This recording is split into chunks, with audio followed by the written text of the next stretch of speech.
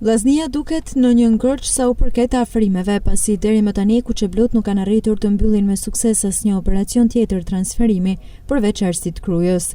Ndërkohë që janë zyrtarizuar 2 largime si Stojanović dhe Deliu. Kuqeblut janë në lëvizje për afrimet e disa futbollistëve, teksa Star Plus mëson se një prej tyre është edhe Arbin Zejnullaj, një nga mesfushorët më të mirë të superiorës në sezonet e fundit. 26 vjeçari ka mbyllur kontratën me Egnatian dhe rinovimi me Rogozhinësit nuk u bë për arsye ekonomike. Në këtë situatë, drejtuesit e vllaznisë kanë ndërhyrë dhe kanë takuar palën e futbollistit për të diskutuar një bashkëpunim të mundshëm. Bisedimet deri më tani kanë qenë të vazhdueshme, por ende futbollisti nuk ka kthyer një përgjigje, ndoshta i tunduar edhe nga ofertat e tjera që mund t'i vinë përreth. Në ditët në vijim është përcaktuar edhe një takim i fundit, çka do të vendos pikat mbi i.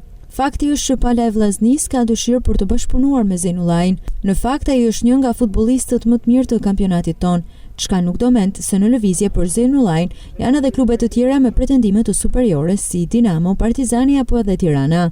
Prania një futbollisti me cilësitë e Zejnullajit është më shumë se nevojtë e vllaznia, është detyrim. Zejnullaji është fitues i 5 trofeve me Egnatian dhe tetovari ka gjithë bagazhin dhe cilësinë e nevojshme për të bërë mesfushën Kuqeblu një nga më të mirat. Tashmë mbetet të shihet se si do të vijojnë ngjarjet me vllaznin, që ka edhe pista të tjera të hapura për afrime.